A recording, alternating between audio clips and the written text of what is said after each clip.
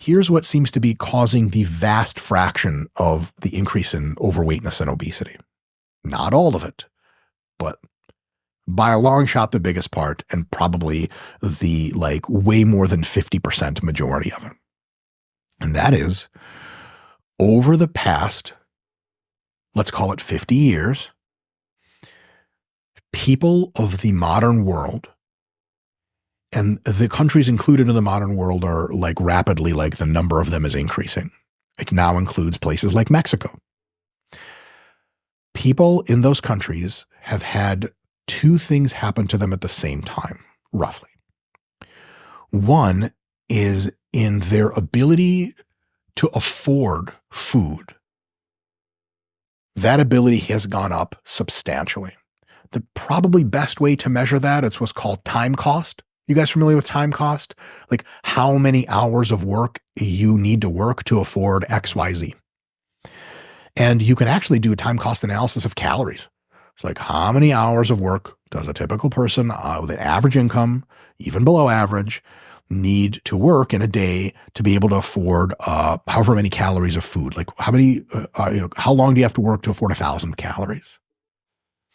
It is a true statement to say that for most of our evolutionary history, the answer was it roughly took about a day of work for you to be able to afford about 2,000 calories.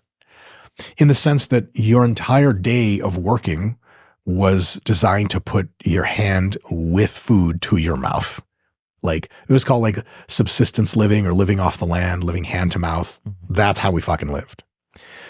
And the situation got substantially better with the first industrial revolution, which is the agricultural revolution. Better with the second, way better with the third.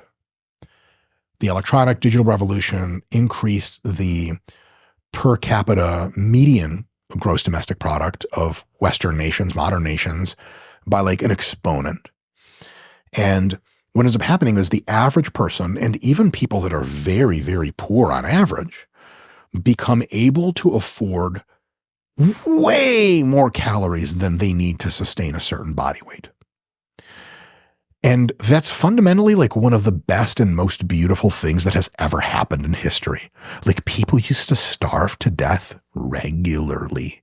It was just a fact of life for everybody. And that's just not a thing anymore. How many people have starved to death in the United States in the last ever, maybe? I don't even know if offhand I'm absolutely clown showing myself, but I don't know if anyone actually starved to death during the Great Depression in the United States. To death?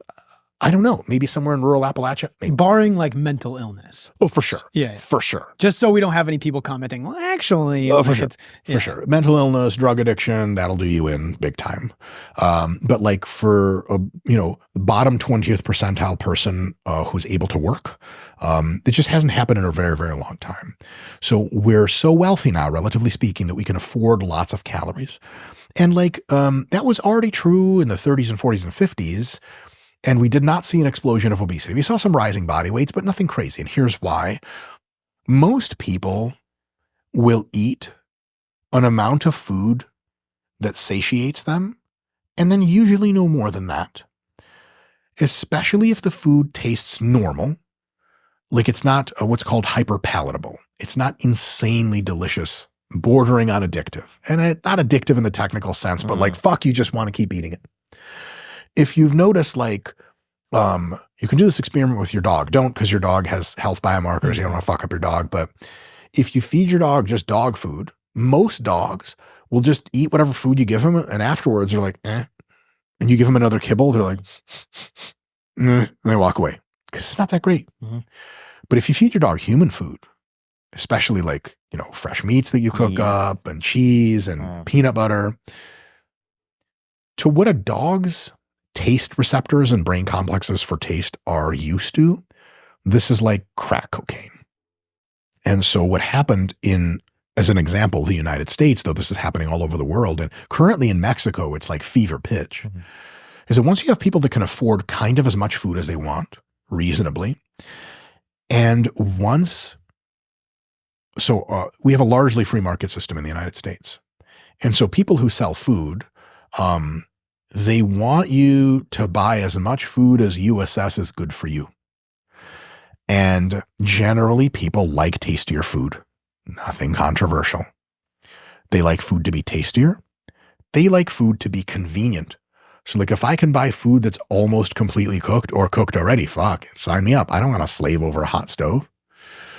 And if that food is tasty, convenient, proximately located to me, available in some places 24 hours a day, but almost all the time, and a few other factors, and I can afford a lot of it because it's pretty cheap, all of a sudden, I want more food. When you eat lean chicken and canned beans, not the flavored kind that the golden retriever on the commercials likes or whatever, you're going to eat until you're full and you're going to be like, I'm good. Someone's like, isn't that delicious? You're like, no, it's functional. I don't want any more. When you're eating food that is designed by capitalists, by food corporations, by restaurateurs, by recipe cookbook designers to be as tasty as possible, roughly as affordable as possible to within, because, you guys are familiar as finance folks, the margins on grocery store food are like, fucking, how do they even do it? How do they make a profit? And so they're trying to drive the cost down big time, and they're trying to make the food as tasty as possible so that you go into the store and you go, I want that because it's delicious. Ice cream, cheeseburgers, potato chips, French fries, you name it. It's so goddamn good. And one of the things that makes food taste good to humans, because we evolved in an evolutionary timeline of stochastic random periods of plenty, not so often, and not plenty very often, like hunger, and people would die and all this other shit. So almost all of our brains are wired to prefer certain foods to be tastier than others. And one of the big unifying factors is foods that are very high in calories tend to taste better than foods that are low in calories. Someone's like, all right, give me a good meal. You're like, okay, we have fried chicken, where you take the fried chicken and you dip the shit in the mac and cheese. You fellas ever tried that shit? Or dip a fried chicken in the mashed potatoes and gravy, and oh my, so good. Versus broccoli, fresh. Take as much as you want. The people fuck with the broccoli and they're like, I'm good. Really, I'm fine.